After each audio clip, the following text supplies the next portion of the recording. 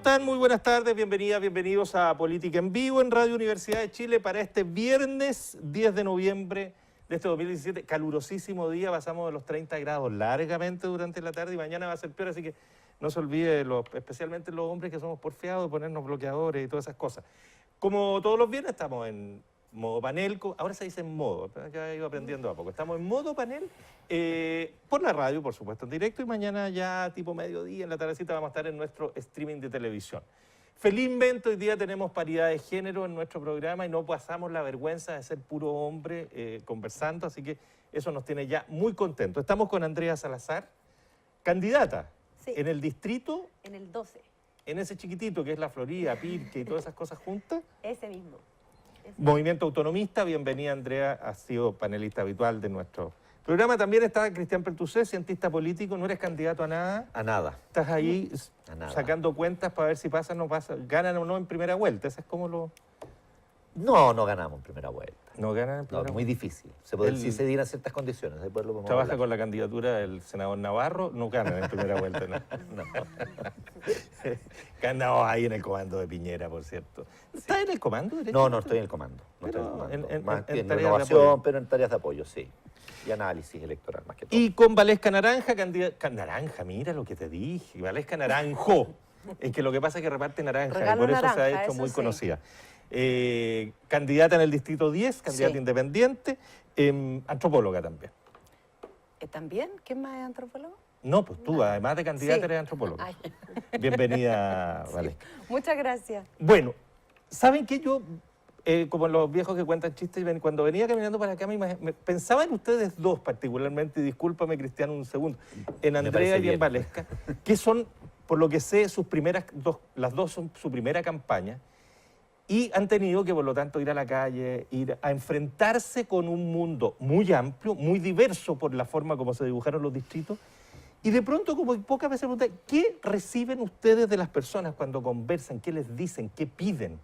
Porque normalmente hablamos a los candidatos y dicen, ¿qué propuesta tiene usted? Pero poco hacer la pregunta al revés, si quieres partimos por ti, Andrea.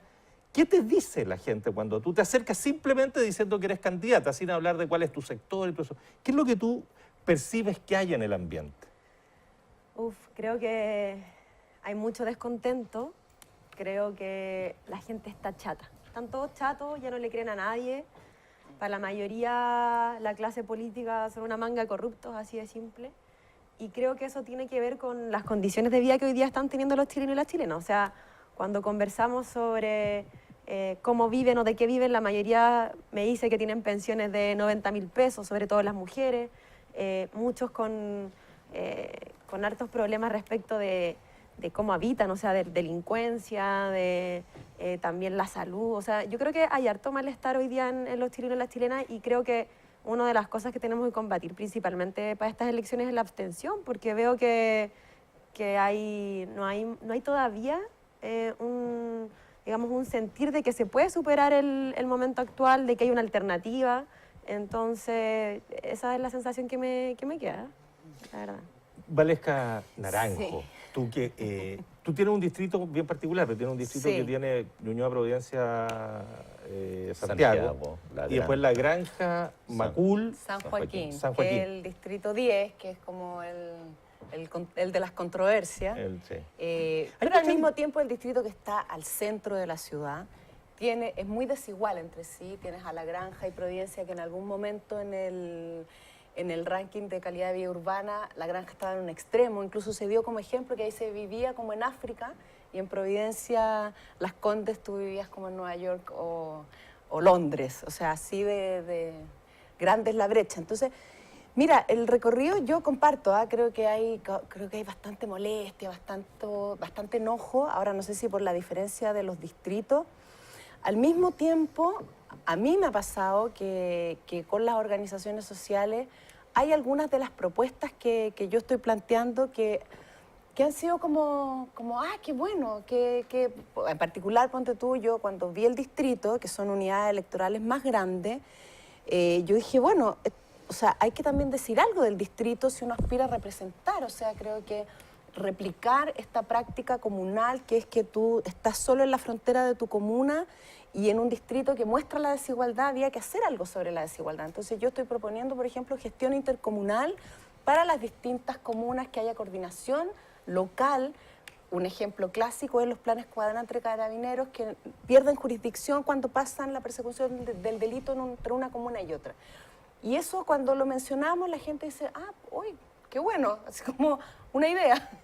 Y en particular en los temas de mujeres, que ahí yo tuve una propuesta que fue como bien oreja, digo yo, porque no era de las principales, pero cuando planteamos el tema de la ley menstrual, fue un tema que hasta ahora nos siguen entrevistando, y para la gente ha sido súper interesante conversar sobre temas que no se conversaban tradicionalmente en una campaña. O sea, de hecho, Andrea, sí. para Andrea mí, Salazar. yo no entro hablando sobre la macropolítica, sobre la descomposición de la clase política, ni el duopolio, nada de eso.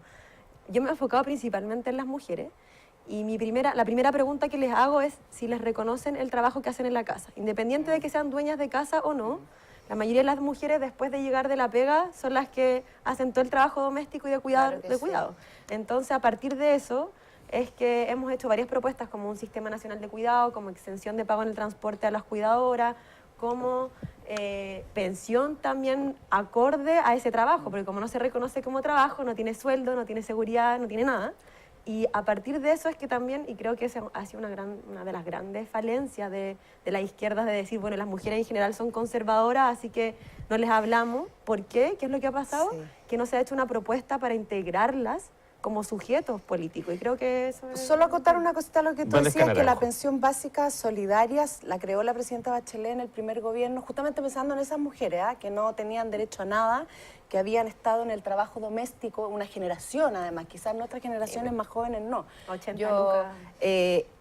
Hoy día está en 103.000 pesos, está pensada en ellas. Cuando se creó el bono por hijo, también se creó pensando en un adicional para que ellas pudieran hacer un gasto en algo que no habían podido hacer en su vida, que fuera efectivamente reconociendo algo que hasta ese momento era una actividad que efectivamente, como tú dices, Andrea, estaba totalmente fuera e invisibilizada del sistema, y aquí por primera vez emerge, aparece, y hay una pensión básica solidaria que rige hasta ahora para ese mundo de mujeres.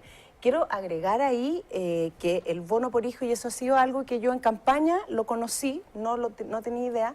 Cuando se hizo el bono por hijo, la presidenta lo puso entre 2 a 6 cuotas como máximo, justamente para que ese dinero, que dependiendo de la cantidad de hijos podía ir fluctuar, pero en un promedio de como 800.000, 1 millón de pesos que se recibía por una vez por estas dueñas de casa. Cuando llegó el gobierno de Sebastián Piñera, se partió esa cuota, que era de un máximo de 6 a 200 cuotas. Y yo he conocido hoy día que hay personas que reciben 5.000 pesos por el bono por hijo, o alguna 1.000. Perdón, digámoslo no, porque se partió en 200 cuotas el billón de pesos. No solo eso, se partió en 200 cuotas. Tú, si pides el bono por hijo, te quitan la cuota mortuoria. Incluso si tu bono por hijo excede una cantidad, te quitan la pensión básica solidaria. Esa es la letra chica que hoy día tenemos en la protección social que se hizo para estas mujeres en el primer gobierno de Bachelet y que cambió con Piñera. ¿Y eso está vigente ahora? Absolutamente O sea, vigente, lo implementan los municipios, y para mí ha sido una sorpresa en la campaña encontrarme Algo con va a esta cambiar. letra chica que era muy distinta. Incluso en algunos centros de madre hay algunas que se comparten el relato. ¡Ay, yo alcancé a tener las 3 cuotas! Y otra te dice, no, yo estoy como en 200 y parece que tengo que vivir hasta los 100 años para que me las entreguen todas. Oye, pero para Tal poder cual, eso es algo que yo he integrar constatado. a Cristiana a la conversación. Yo quería hacerle unas preguntas. Eso, pregunta. Mira, que yo más del punto de vista en análisis. Hoy día tenemos toda una nueva normativa, distritos mucho más grandes, lo que ustedes estaban contando, normas de difusión mucho más estrictas, ¿ya? ¿Cómo les ha afectado esto a ustedes? O sea, que en estas campañas, ¿lo ven como una barrera? ¿Lo ven como algo provechoso? ¿Qué opinión tienen de esto? O sea, para mí es completamente perjudicial para las fuerzas emergentes el nuevo redistritaje. O sea, claro, ya no existe el binominal, pero existe la barrera económica para poder participar en política, porque uno no está en los espacios, o sea, franja, por ejemplo, yo no tuve la posibilidad de participar en una franja. los distritos son tan grandes que necesitas mucha más gente trabajando y muchos más recursos. O sea, para poner esa cantidad de palomas que tenéis que poner o esa cantidad de brigadistas nosotros no pagamos, pero sí, o sea, para poder hablarle a la gente de todo el territorio es imposible tener esa cantidad para llamar, por ejemplo, por teléfono a todos los habitantes del territorio. O sea, creo que hoy día la barrera que existe además es económica y creo que eso tampoco se ha discutido bien. Creo que hay como una formalidad respecto a la posibilidad de entrar de otros, pero no lo veo tan así. Valesca Naranjo. Yo es mi primera campaña, así que no tengo como la referencia anterior. Creo que igual la barrera económica existió siempre. Yo creo que las campañas, antes que la publicidad era destajo, era imposible competir si tú tenías también pocos recursos para no solo desplegar palomas, carteles, ¿te acuerdas cuando se colgaban en los postes? Los cables. Sí, pues, era tremendo. Creo que, claro, cambiamos la barrera económica de espacio, digamos, ahora es por la ampliación del territorio. Yo creo que hay varias cosas que revisar. Creo que la más importante es la que señala Andrea, que es una barrera que discrimina cuando tú no tienes recursos económicos suficientes o condiciones suficientes, que no sea solo el liderazgo, digamos, territorial. Y bueno, ya sabemos que con los líderes sociales han habido más tapujos todavía como para que ellos ingresen ahí. Mira, yo creo que publicitariamente, al menos para mí lo más difícil ha sido, o sea, yo hoy día no tengo una paloma, y eso quise hartas. Las rompieron todas en un lapso de 3-4 días y yo no tengo ninguna condición económica para reponer palomas. O sea, como... Así que con las mañas de romper. Sí, no solo eso, si tú te fijas ahora, por lo menos acá en el 10, que es donde estamos, hoy día prácticamente solo hay palomas de un sector político y está plagado, porque además como son los últimos días, además no se respetó la ley, entonces todos ponen en todos lados. Había todo, el CERVEL puso como... El mapa, sí, sí, sí. Espacio. Bueno, hoy día no existe nada de eso. Yo anoche recorrí, impresionante. Entonces, sí, claro que es una barrera, claro que es un problema. Ahora yo creo que sí, una campaña más limpia, sin los cables, está más acotada, creo que eso es bueno. Pero aparte de eso, Andrea, o sea, yo lo que he estado conversando con los vecinos es que hasta el día de hoy, yo creo que la mayoría de las personas no tiene claro cuál es su candidato, sobre todo a nivel de parlamentaria y de core. Porque independiente, bueno, está la barrera económica para nosotros como candidatos, mostrar cuáles son nuestras propuestas, pero al revés, la ciudadanía no está recibiendo información, entonces no sabe cuáles son las propuestas de los candidatos, pero ya ni siquiera sabe los nombres de los candidatos, porque son muchos. Entonces, yo creo que ya había un problema de cómo esa información llega a los vecinos y la vecina, y creo que es una responsabilidad estatal. Sobre ese tema. Es uno de los temas donde debo decirles que don Cristian Pertusset desde hace mucho tiempo fue contrario a muchos de los cambios de esta ley de... A la Comisión Engel fui muy contrario. En general, más que a la Comisión Engel, a lo que resuelve el Parlamento, porque sí, finalmente sin duda. Y en ese sentido, justamente tú prevenías un poco de que iba a ocurrir esto de que para el nuevo iba a ser prácticamente imposible. Difícil, claro. O sea, para el incumbente, este es un sistema que está hecho y que yo creo que hay un problema, porque los congresistas están muy reacios a los cambios en el sistema electoral, en las normas y en las condiciones. Porque obviamente no les gusta que les cambien las condiciones, salieron electos con otras normas, es una cosa natural. Pero obviamente hubo toda una presión social, que diría, por el tema que tú hablabas, Andrea, del malestar y todo el cuento, que generó condiciones que en definitiva al final se le hicieron mucho más favorables hoy día, las condiciones que se tienen para los que son incumbentes o para los que de alguna manera, y estoy pensando, yo pertenezco a un partido tradicional, más antiguo y todo el cuento, o sea, no lo voy a ocultar, pero está hecho para esos partidos, no para los partidos nuevos, para las nuevas propuestas, y además, con distritos, yo también tengo yo creo que hubo mucho gerrymandering en el tema de la configuración de los distritos, cómo se armaron ahí. Tratamos de hacer reformas, porque a mí no me gustaba particularmente, y está hecho hoy día como una barrera de entrada súper fuerte. Y vamos a tener un problema que yo creo que es más grave. Podemos tener congresistas, diputados, senadores que salgan con muy poca cantidad de votos. O sea, por ejemplo, que se criticaba tanto el binominal. Me acuerdo el caso de la Maricela Santibáñez. No vayas a defender el binominal, porque eso sí que es impopular. No. A ver, lo que pasa es que el binominal habían ciertos mitos que no eran ciertos. Yo no defiendo el binominal. Discutan. El binominal es un sistema proporcional igual como el que tenemos hoy día. Lo único que la magnitud es más pequeña. Se ocupa el mismo sistema DONT. Lo único que la magnitud es más chica. y tenía una serie de falencias. Yo estuve por la reforma al binominal, no por esta reforma necesariamente, pero esta reforma va a generar, por ejemplo, que podamos tener por esta lógica, te estoy diciendo, no sé, no quiero dar ningún nombre para no hacer propaganda por nadie, pero un candidato X que era líder en un distrito, que tenía una buena cantidad de votos, que se amplió al otro distrito, que va a recibir muchos votos, va a sacar por el conjunto de votos diputados que van a salir a lo mejor con muy porque hay un distrito, claro, porque lo arrastra. Porque lo arrastra, porque nosotros pero es tenemos un sistema pro partido este. No, lo que nosotros tenemos es un sistema pro listas. Y nosotros no tenemos un sistema de voto por persona. O sea, tenemos un sistema de voto por persona, pero un sistema de voto de lista con preferencia individual. Y dentro de la lista también pro partido, porque dentro de cada lista, cada partido. Pacto. Es bien cada complicado, pacto, además, sí, yo trato de explicar muchas veces cómo es el cuento y no. O yo creo que debo explicarlo muy mal porque nunca me entienden. Pero fíjate que hay muchos problemas y además, disculpa, se junta con estas restricciones a la difusión. O sea, yo estoy de acuerdo, antes era una bacanal, pero nos pusimos tan restrictivos, o sea, nosotros pasamos de extremos de que somos o muy permisivos o que pasamos al extremo opuesto, porque no tenemos justos medios, de que somos aquí por poco menos la publicidad, de verdad. Yo estudiando el tema, yo creo que me sabía todos los candidatos para la elección. Hoy día de verdad, es imposible conocerlo y se te pierden en el tema. Entonces, para la gente que no está preparada, imagínate. Valesca Naranjo. No, solo señalar que a lo menos, por lo menos sí reparte entre más. Antes se repartía solo entre los dos grandes bloques y el resto, o sea, no tenía ni una posibilidad. La competencia, y ahí el caso emblemático, el de Maricela, efectivamente. Sí. Pero salió Boric, por ejemplo, sin pertenecer a los grandes bloques. Son los ejemplos mínimos. Claro. No, pero y o sea, lo que yo te son digo, fenómenos nacionales. Pero no, tienes la diputada hasta el día de hoy, que fue la primera vez salió por la defensa. Sepúlveda, Alejandra Sepúlveda. La Alejandra Sepúlveda. Ha seguido saliendo y ha seguido saliendo como independiente, ni siquiera por el PRI solo. Pero en definitiva el otro era un sistema que te obligaba al bloque y hoy día favorece partido. Sí, como sistema. Y yo creo que Valesca Naranjo habla. Sí, si uno puede constatar algo, me ha pasado a mí, que yo además no vengo de partido, yo soy independiente en mi primera campaña, entonces también me pasa que es un mundo también donde los que hacen un tipo de pega, o comillas, hacen la pega, en general les va bien. Y tú tienes ahí un ejemplo histórico, o sea, Carlos Montes es una persona que no hace paloma, no hace papelería, nunca durante su trayectoria, pero hace una pega territorial tan espectacular, o sea, que eso ha solventado que él hoy es senador de esa manera.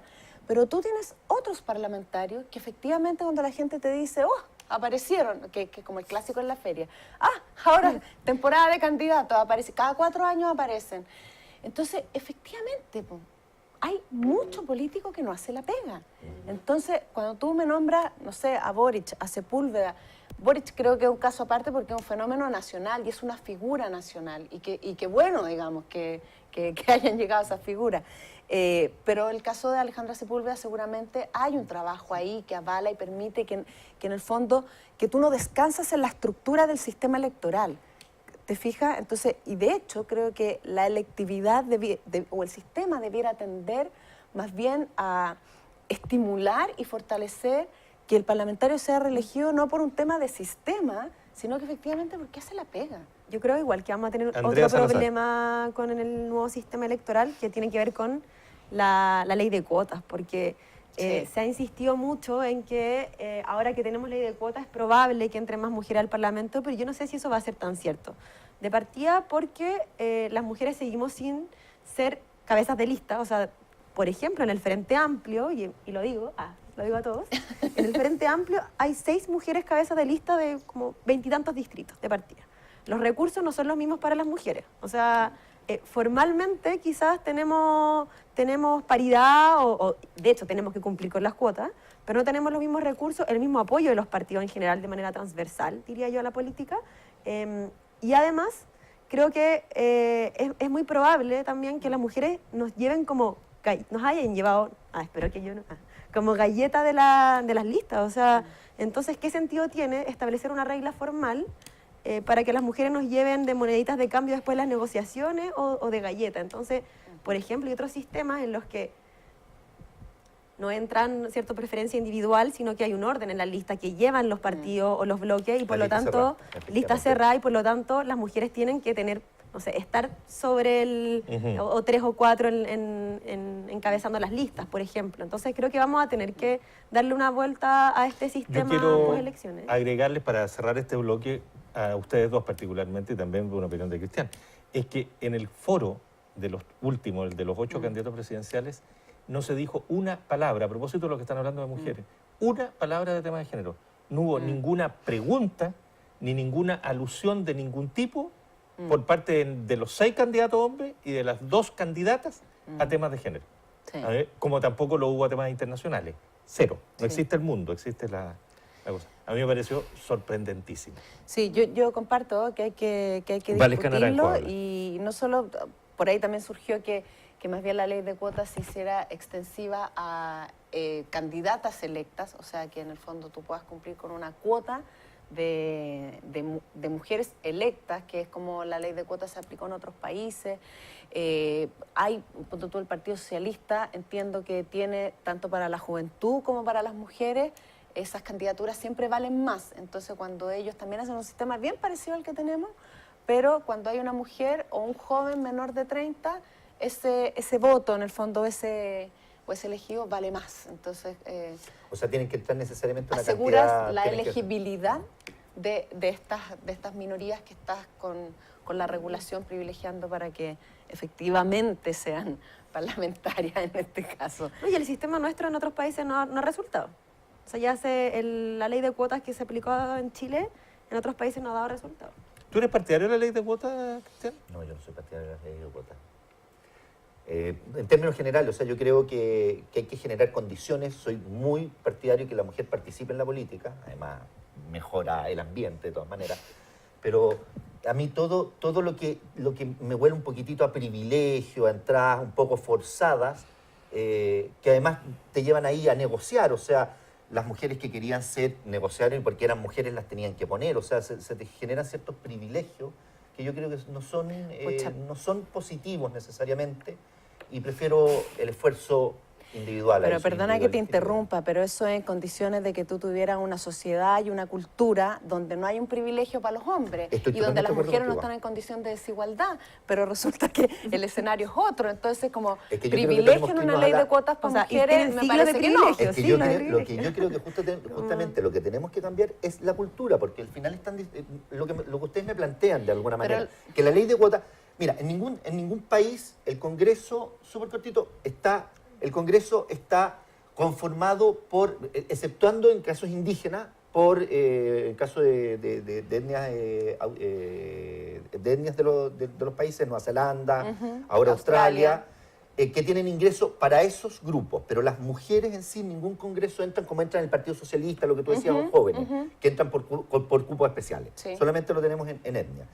Porque te conforma ahí una dificultad en términos justamente de la representación. Estoy pensando en el Congreso, porque hay un problema de quién me representa. No están representando, aquí están representando a un grupo específico que son las etnias, porque no representan necesariamente a todas las mujeres. ¿Me entiendes? Por eso los congresos en general es por estas leyes para candidaturas en cuotas y no para cupos especiales. Lo que yo creo, y rápido, sí, lo que tenemos que generar es cambiar condiciones a nuestros hijos, a nuestras hijas que piensen diferente y que la mujer no sea, porque, mira, oye, démosle 30 segundos a Andrea y 30 segundos a Valesca porque tenemos que cerrar este bloque. Corta, esa justificación la he escuchado dentro de las mismas organizaciones políticas en las que yo he participado, así que no me parece tan raro. Yo creo que efectivamente hay que cambiar las condiciones materiales, culturales, estructurales, pero creo que con este tipo de mecanismos podemos acelerar ese tipo de condiciones, porque el hecho de que nosotras tengamos representación y nos autorrepresentemos también hace que podamos cambiar leyes que la mayoría de los hombres ni siquiera tienen en consideración, porque no es parte de su vivir cotidiano el que esas cosas suceden, que son preocupaciones de un porcentaje importante de la población. Creo que se aceleran entonces esas condiciones materiales y creo que para eso sirven los mecanismos de... Sí, particularmente voy a votar por una mujer. Muy bien, me parece. Oye, pero comparto y creo que en este caso además no solo acelera condiciones de cambio cultural, sino que efectivamente son necesarias. O sea, te voy a poner un ejemplo duro. La violencia contra la mujer, si no era legislada como un delito, o sea, ¿hasta cuándo íbamos? O sea, necesitamos leyes que permitan a generar cambios culturales importantes. Nosotras somos hoy día un 52% en el país y somos apenas un 15% en el Parlamento. Entonces es una condición de desigualdad estructural sobre la que hay que hacerse cargo desde la legislación. O sea, yo lo considero absolutamente necesario. Perdón. No, está muy bien. Vamos a hacer una pausa en política que está muy entretenido. Y seguimos conversando.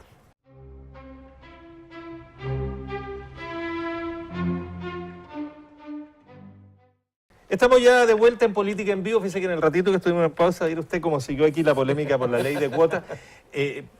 Debo decir que Cristian Pertusé está incólume, no ha sufrido mayores daño físico, por lo menos. Nada, ni tampoco psicológico. Estamos incólumes. Estimadas y estimados, la pregunta es bien obvia, pero yo creo que es para que ustedes vayan viendo. Estamos ya en el borde de la elección y hay dos niveles al menos. Bueno, de los cores mejor ni hablemos, porque nadie sabe de qué se trata, nadie sabe quiénes son los candidatos. Esa es una de las maravillas de nuestra democracia. Una elección muy importante que va ahí como una especie de... No sé, pues como hay que explicar lo que son los cores antes, lo primero. Sí, fíjate que ya es la segunda elección de cores. Sí. Y la campaña no solo de llamar a votar, sino que debiera tener, usted va a recibir 3 papeletas, esta para presidente, esta para diputado, esta para consejero regional. Y en otras regiones vamos a recibir, se van a recibir 4. Exacto, y en otras una cuarta porque elegimos una cuarta senadores. Y lo otro que hay que también en este bloque de educación cívica explicar de que el Senado va a quedar compuesto por 43 senadores durante este periodo y va a alcanzar los 55 en la próxima elección porque se renueva por mitad, porque si no nadie va a entender mucho de que por qué. ¿43 o 44 son? No me recuerdo. Pero bueno, sí, es eso. Pero claro, es una cifra como esa. Pares y la metropolitana no tienen elección. Exactamente. Claro. Bueno, pero el punto que les quería plantear es una pregunta obvia a esta altura del proceso. Es, uno, a nivel presidencial y a nivel parlamentario, ¿quién nos estamos jugando? ¿Es una elección menor, como algunos dicen? ¿Es la elección más importante después de la vuelta de la democracia? ¿Es el inicio de un nuevo periodo, de un proceso distinto? ¿Qué nos jugamos en términos políticos en este proceso electoral? Partamos por el hombre, démosle un privilegio al hombre en este momento. Este es un acto suicida el que acaba de hacer. No. Yo creo que no nos estamos jugando aquí como el devenir del país, seamos muy sinceros. O sea, es una elección como otra. La han tratado de dar, yo creo que, y ahí volvemos, han tratado de darle una especie de halo de aquí se vienen cambios profundos. Yo creo que tenemos... Y es lo que te muestra, tenemos una sociedad bastante estable donde, si bien hay algunos que quieren cambios mucho más radicales, o escuchar el otro día Artés, pero... no, por eso te digo. Como algunos, Artés notable. Sí, como personaje notable. Pero yo creo que de verdad tenemos una sociedad, un país que tampoco va a estar por grandes cambios. Y de hecho, lo que se trataron de hacer como grandes cambios y que propuso la presidenta Bachelet al comienzo de su gobierno fueron justamente elementos que yo creo que la fueron dañando su popularidad. Entonces, si nosotros vemos como sociedad, más allá de que tenemos movimientos, de que sale 1 millón de personas a las calles por no más FP, seamos sinceros, no es la mayoría, son grupos mucho más movilizados, ¿ya?, que tratan de generar un discurso, pero yo no creo que nos estemos jugando. Nos jugamos como toda elección una importante elección, porque vamos a tener un nuevo Congreso con una configuración totalmente diferente, una relación, sea quien sea el presidente, yo creo que saber quién va a ser, pero sea quien sea el presidente, va a tener un Congreso que va a estar con una configuración totalmente distinta y con un sistema que yo he criticado permanentemente en este país, un sistema presidencialista donde, en definitiva, pueden venir problemas de bloqueo a lo mejor, pero es por el nuevo Congreso que vamos a tener, ¿ya? Porque obviamente ninguna fuerza va a ser capaz de tener mayorías, va a poder ser mayoritario, pero no tener las mayorías para aprobar las leyes. Y ahí va a haber un proceso de negociación, de reajuste, quizás eso, y eso yo creo que el Congreso hoy día es mucho más importante, y empezar a pensar nuevamente en nuestro sistema político, porque vamos a tener a lo mejor una presidencia muy compleja por este Congreso, mucho más, no quiero decir combativo, pero que va a ser un Congreso más difícil, donde incluso quienes salgan electos dentro de los conglomerados de quién va a ser el presidente, van a ser mucho más díscolos que antes, por la misma lógica que estamos hablando. Se necesita posicionar más, necesitan verse más hacia un electorado que es más difícil, se van a dar cuenta que la elección es más difícil, entonces nos cambian esas condiciones, yo creo. Andrea Salazar. Yo tampoco creo que con estas elecciones se se cierre un ciclo y se abra un ciclo político nuevo. Creo que, de hecho, muchos esperarían que eso sucediera porque si estamos en medio, a mi parecer, de una crisis de representación, de una crisis política que tiene también una relación con una crisis a nivel mundial del sistema neoliberal, creo que no hace tanto la diferencia en ese sentido, o sea, digamos, del cierre de ciclo. Sí creo que se juegan varias cosas en estas elecciones. Creo que o bien podemos tener una regresión autoritaria y un gobierno que siga profundizando este modelo.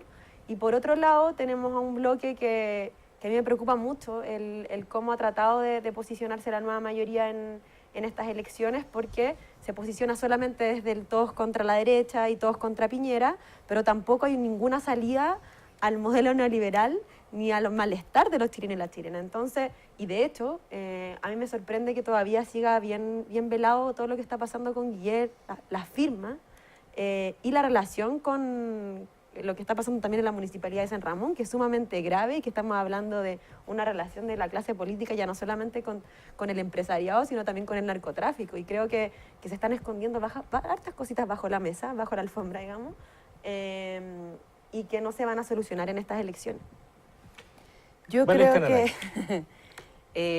que sí estamos frente a un cambio de ciclo que me parece como bien inevitable o bien estructural, que creo que tiene que ver por un lado, con una crisis de élite política, sobre todo muy visible en el espacio de la nueva mayoría, al mismo tiempo también un recambio generacional que no es tan nítido y que efectivamente aparece, digamos, como muy simbolizado en la emergencia del Frente Amplio como una fuerza más generacional que nada. Creo que efectivamente la descomposición de algunas fuerzas políticas, porque tú tienes esto, pero tienes, no sé, más de la mitad o la mitad del gabinete del expresidente Piñera procesado por irregularidades, por ponerle un nombre así como súper buena onda y elegante, pero que hay delitos, procesamientos, imputados, etcétera, leyes que, exacto, fueron construidas con cohecho, o sea, que son descomposiciones tan graves como un municipio y un alcalde ligado al narcotráfico. Entonces, es una descomposición transversal que yo creo que es parte de las síntomas del nuevo ciclo, efectivamente, en el que no solo está la política, sino que yo siento que está el país. Yo creo que junto con eso, independiente de cómo esto se traduce en la correlación de fuerzas políticas y de cómo los proyectos políticos hoy día son distintos entre la derecha y una centroizquierda fragmentada en distintas fuerzas y con distintos liderazgos, es que efectivamente hay un espacio como de... Y no estoy de acuerdo contigo que el tema de AFP sea un tema minoritario, Cristian, porque, o sea, por lo menos me han pasado a mí estos 3, 4 meses de campaña, tú vas a todas las organizaciones sociales y a mí me pasa en todos los territorios donde hay organizaciones sociales, pero a lo mejor en Providencia es menos, tienes otro tipo de organización. O sea, es muy coincidente, por ejemplo, el tema de AFP. O sea, no existe quien no está de acuerdo con que la AFP no solo es un mal sistema, sino que es de una injusticia tremenda. La indignación con la celebración de AFP Capital es una indignación generalizada, no es minoritaria. Entonces, ojo ahí con cuáles son cuál es el termómetro de las mayorías en este caso. Y yo creo que acá tener así para decirlo, súper en grueso, poner derechos sociales al centro versus poner una regulación de mercado para el proyecto de país que nosotros tenemos de aquí en adelante, creo que efectivamente son cosas que antes no eran tan nítidas. Creo que es parte del problema y es parte del problema que la centroizquierda se tiene que hacer cargo de cómo no era tan nítido antes y hoy día sí es más nítido. Y yo creo que ahí sí la presidenta Bachelet ha impulsado un movimiento al menos reformador respecto del camino que veníamos tomando y del camino que vamos a seguir. Esa es la manera en que yo veo en lo que estamos hoy. Y creo que por lo mismo las transformaciones también deberán ser transversales a propósito de la descomposición, a propósito del proyecto país que uno le va a ofrecer a nuestra sociedad chilena en el mediano y en el largo plazo. ¿Sabes qué? Andrea, sí, que yo veo que el diagnóstico es más o menos similar respecto de cuál es el malestar, de dónde viene la indignación. Yo me he fijado en los volantes de la mayoría de los candidatos y todos hacen referencia a la salud, a lo importante que es aumentar y mejorar las pensiones.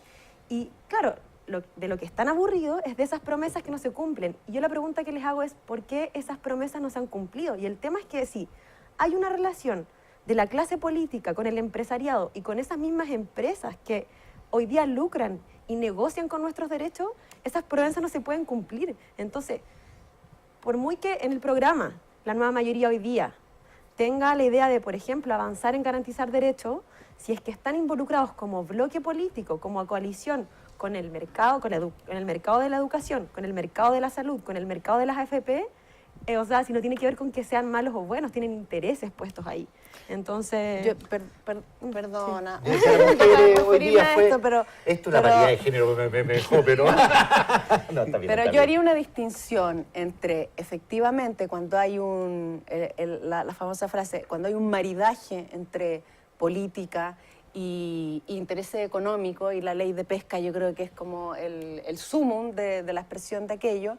Creo que es distinto o sea, creo que política y empresarios o mundo privado y el Estado y la política efectivamente son grupos de interés que tienen que dialogar. Yo, o sea, no me imagino lo otro y tampoco creo que tengan que ser antagonistas. Y yo justamente cuando hablo de un proyecto país, o sea, efectivamente un proyecto país tiene que ver en qué rol van a jugar los empresarios, cuáles son las reglas del juego que vamos a poner. Efectivamente, yo no creo que respecto de los derechos sociales haya que generar un mercado o un negocio de ellos para regularlos mejor o para que, comillas, distribuyan mejor. No estoy de acuerdo con que las AFP como empresas sean quienes distribuyen, y creo que ha quedado probado que no distribuyen de manera eficiente y justa las pensiones de los chilenos. Entonces, haría yo una distinción de que es distinto hablar de empresarios y política a decir el maridaje y los intereses cuando tú, efectivamente, que se llama cohecho, que es que cuando compras al político desde tu interés económico. Creo que son temas muy distintos y efectivamente los empresarios tienen que dialogar con los líderes políticos a propósito del proyecto país que se quiere. O sea, no podemos tener un proyecto de país sin empresarios. O sea, no creo que no...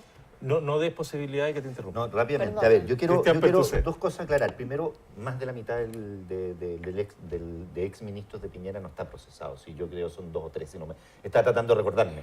No quiero tirar los nombres ni nada y tampoco quiero buscar empate. Hay mucho político, sí, que eso sí, hay mucho político, pero la mitad yo te diría que fueron dos exministros y un subsecretario. No más que eso.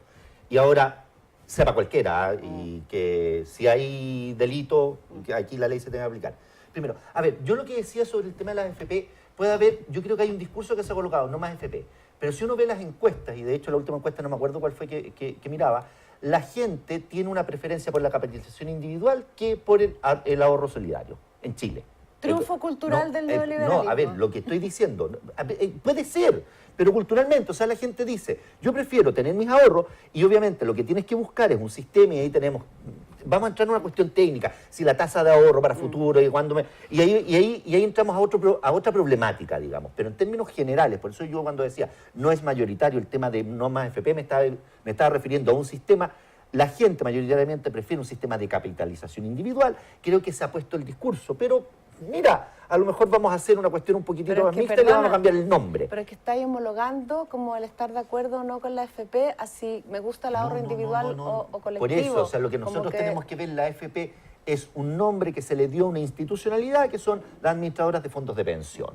Se puso el tema de no más FP y obviamente lo que hoy día se está... Por eso, a ver, ¿a dónde quería ir yo? Y quería aclarar esos 2 puntos. Lo que yo creo que hay un malestar muy fuerte es contra los privilegios en este país, en general.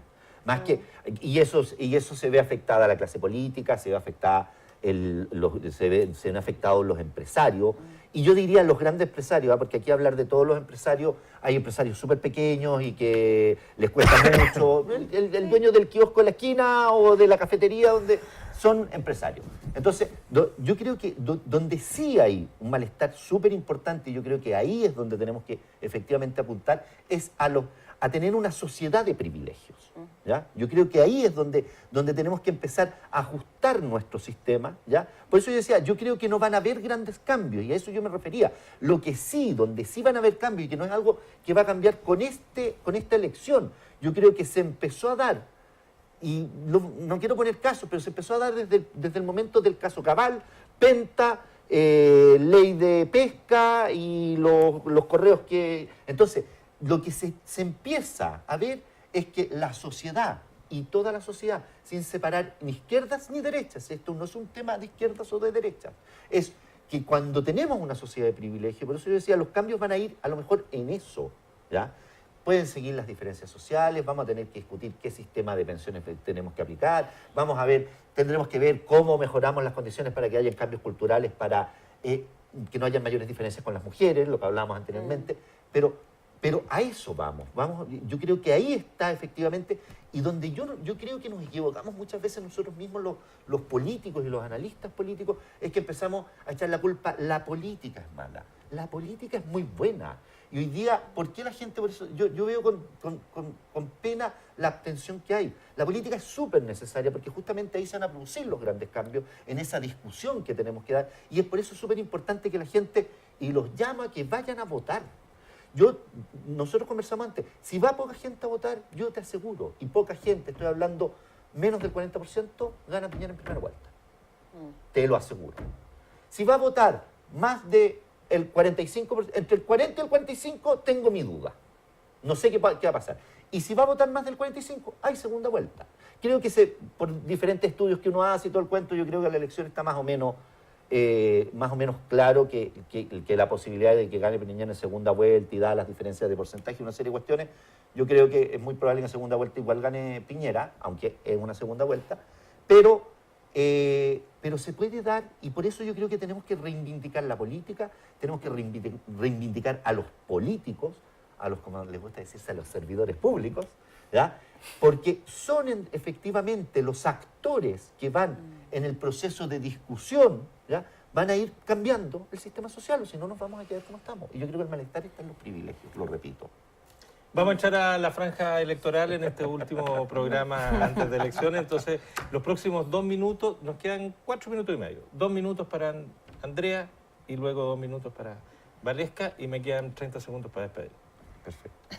Sí, sé que hay mucha desconfianza, sé que están todos chatos, que están cansados, que las condiciones de vida están llegando a niveles donde tenemos miedo a enfermarnos porque no sabemos si vamos a tener las lucas para poder pagar un tratamiento o si vamos a tener que esperar 3 años para tener una operación.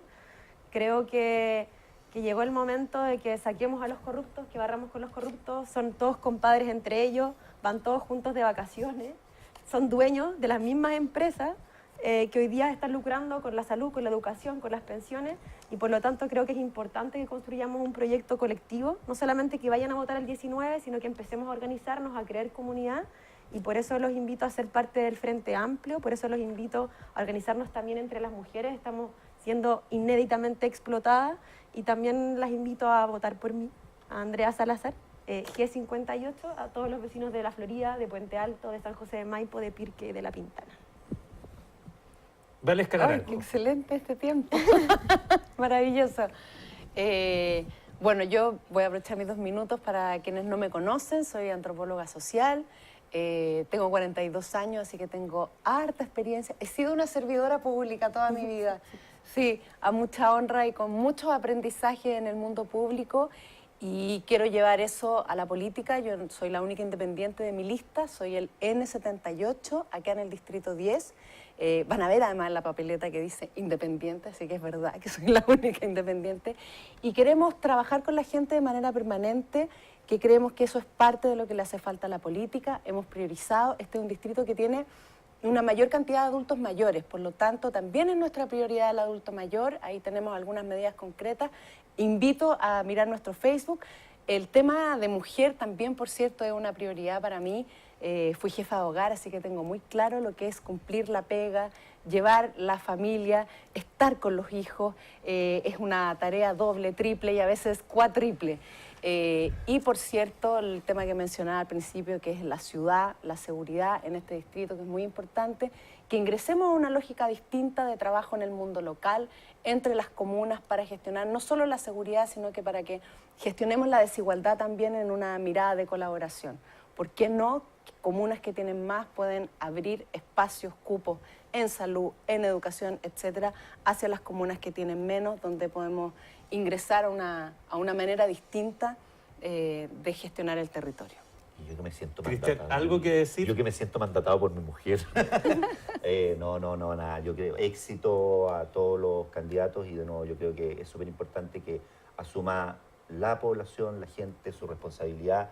Es importante, más allá de si es un ciclo de cambio, no es un ciclo de cambio, es importante saber y conocer las autoridades por las que vamos a votar, porque son las que van a estar 4 años dirigiendo el destino de este país.